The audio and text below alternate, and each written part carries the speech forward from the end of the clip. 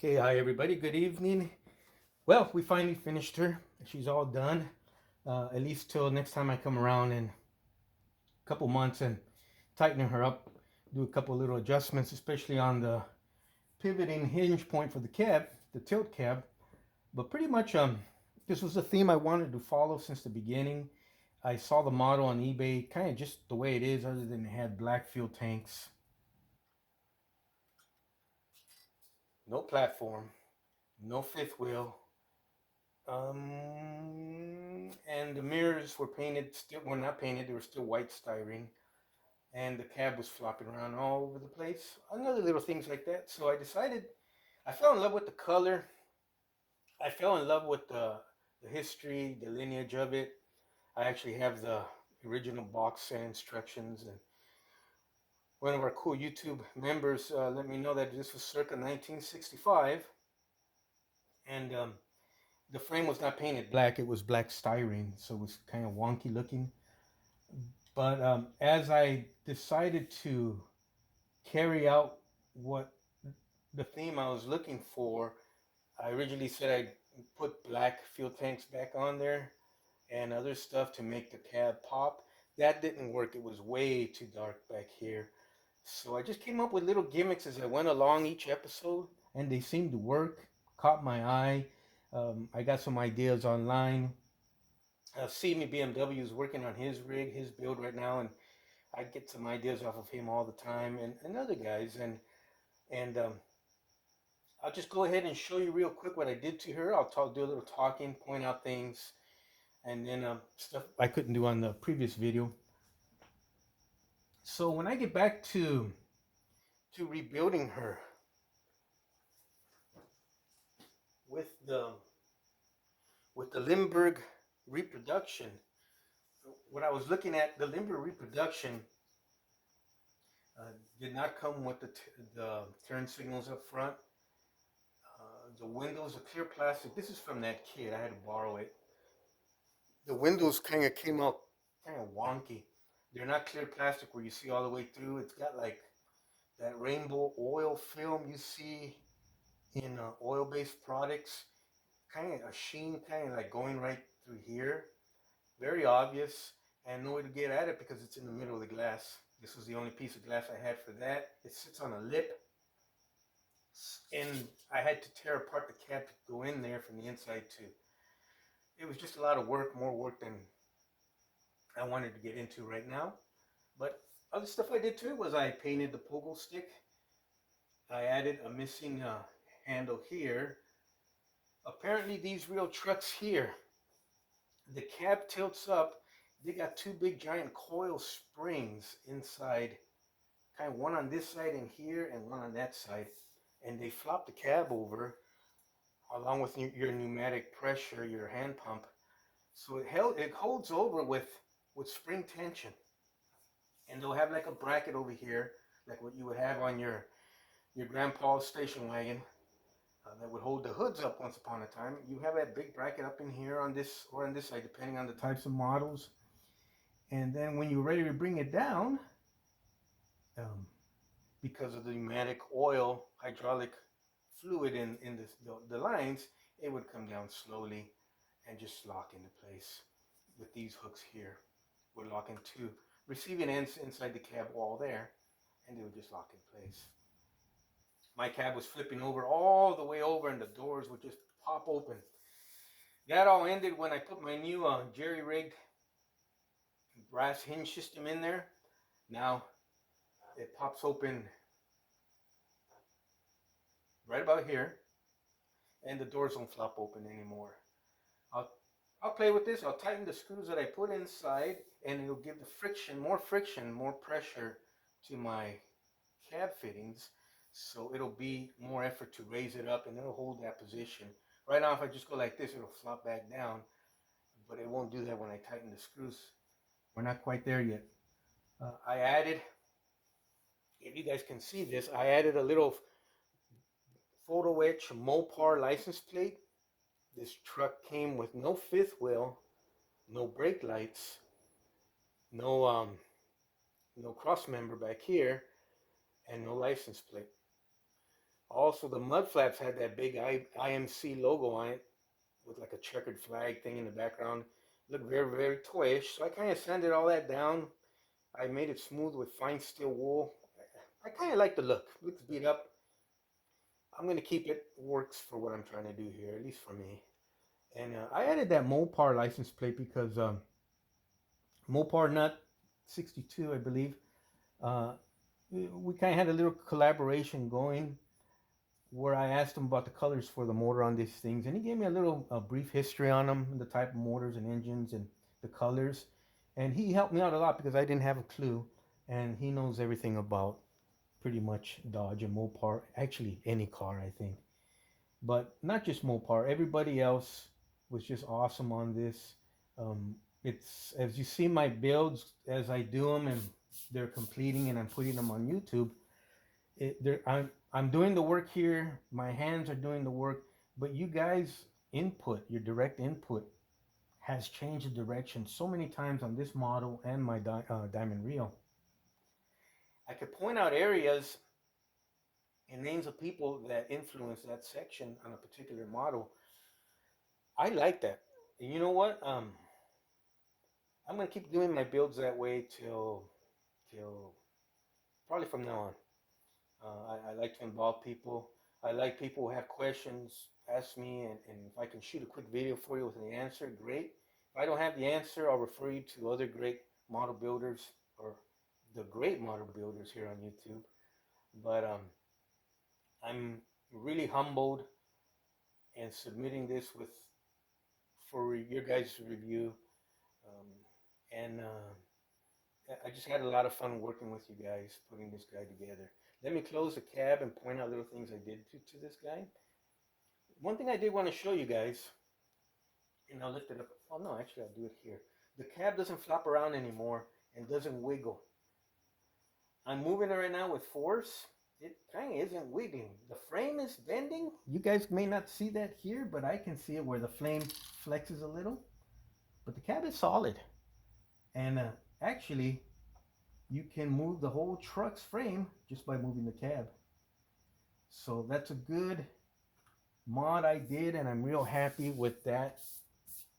And I'm putting pretty much, I think I'm going to put that in all my models. It's just, I don't, these guys that can build the models out of the box and make them work perfect, God, my hat's off to them. I like to put metal in them. I like weight to them, and I like you to be able to handle, especially the working little parts, because I'm going to stick these in their own display case or in my shelves, and they're going to be around forever, and anyone can come over and handle them, and we don't have to worry about breakage and stuff, at least on my stuff. Um, I'm not quite there where I can pull it off right out of the box and everything works. So I know that, and where I realize that's coming up, that's when I start thinking about modifying, doing modifications as far as fabricating brass parts, metal parts, and using them where I can here. I sound like a nut job when I do that out loud and I'm filming it. I play back my videos and I see that, but you know what? I'm going to leave them on there just so you guys see that whole process. Okay, the doors.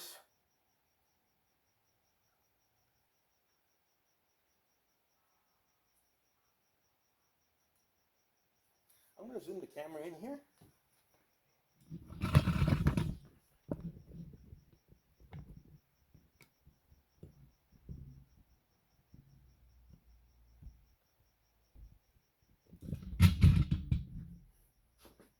Let's do it like this.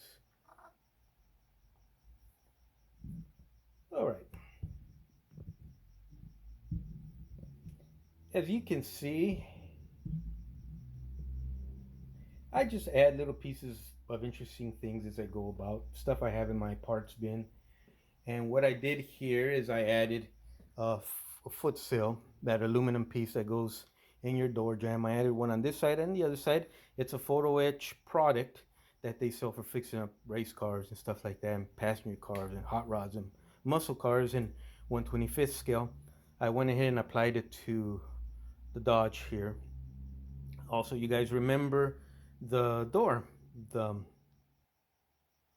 weathering I did with washes or panel line anyways, and I like the way that came out. Let me back up the zoom here. Also, what I did on this particular model, the antenna that came with the rig originally, and I say rig, but this thing's too cute, man. I don't know how it can be a rig. It's more like it's like a, it's just a cute little rig, man. I wouldn't mind having one in real life. But anyways, I replaced that giant Louisville Slugger sized, super chromed, super thick monster antenna that came with the kit. I got rid of that and I replaced it with a stainless steel wire or rod. And I made it a little longer than the kit one came to about right here. I just extended it just for looks for myself. I moved the windshield wipers from the up position. They were here and here. And I relocated them, reshot them with a aluminum color, and I installed them where they should be. I'm still missing that turn signal. It's here somewhere in my... There's another workbench to the right of me. You guys can't see it. It's full of models right now. That's where it flew to. In order for me to find it, I'm going to have to pick up all those models, put them on the floor on another table, and then it'll pop up. But I am going to put it back on. I did remove the bumper that came the with the Dodge. I stripped it of the chrome, and I shot it with my stainless steel slash aluminum combination, and it came out beautiful. I loved it better than the shiny chrome one that it did have. I had no choice. I had to do it. The other chrome one the chrome was starting to fade on this half here, and it was still shiny chrome on this side, so it was kind of looking dorky. Also, I flipped my bumper upside down. Personally, on my eyes, and it may be wrong, who gives a hoot, but I like these openings in the bumpers to be in the up high position where they're at here rather than the low position. To me, my eyes, it makes the bumper look like it's upside down when the holes are down here. Weird thinking, I know, but I'm just letting you guys know what goes through my head. Um,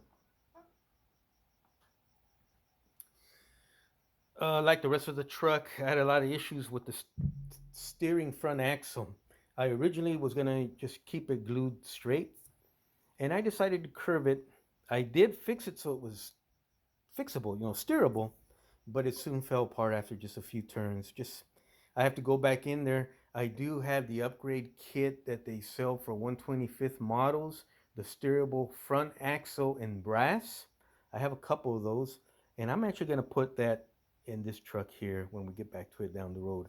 I'm not going to do much more than that to her because I think she came out gorgeous and perfect. And whoever built her, if he or she was standing here right next to me right now, they'd say, "Man, that looks nice."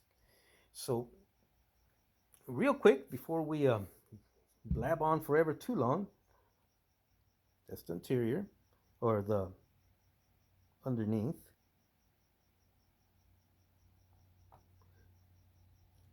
And there's your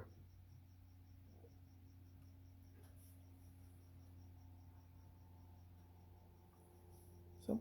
Thank you, Mopar, for helping me with those colors. And See Me BMW, thank you for mentioning more silver in the back and on the chassis. And I went one further, added a little gold piece for that master cylinder plunger device there. The fifth wheel came from one of my Revell kits, one of the Peterbilt kits. My spares box. This truck was also missing. It did not come with tail lights, so I put the tail light brake light combo on there. I got these from one of my Coca-Cola Ford C600 kits. I think it was the actual Coca-Cola kit. And they were chrome. I painted them black. I put the lenses on. I put a little piece of foil inside before I glued the red lens on. And that kind of makes it look like, they make them pop a little bit more. They're not as dark.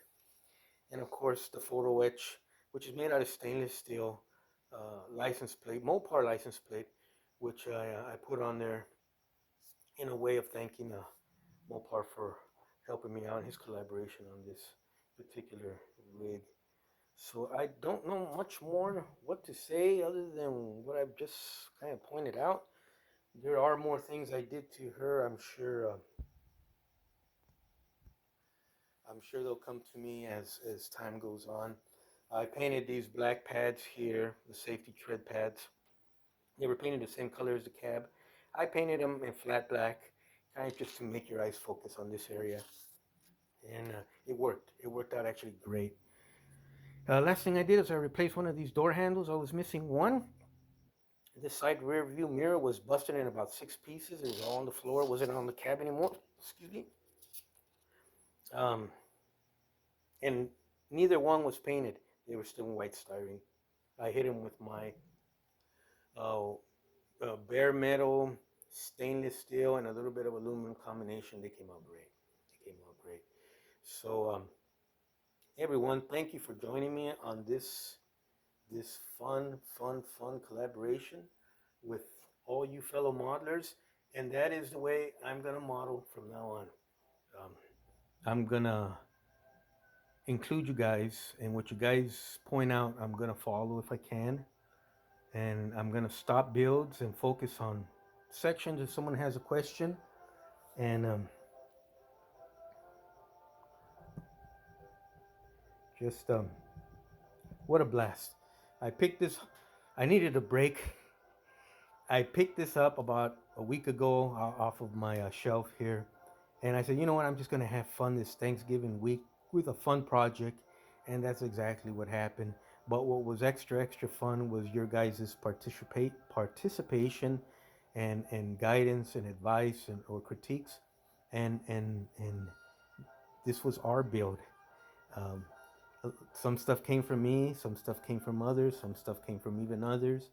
And the original build was, the builder's long gone. We'll never know he or she was, but I am honoring his legacy by trying to keep the truck as original as possible and make her look pretty. You guys, thank you for joining me on this great fun little journey. Go through your stash, go through your shelves, go look underneath your workbench, pull out that kit that you bought at a yard sale or the swap meet that someone kind of half-ass put together.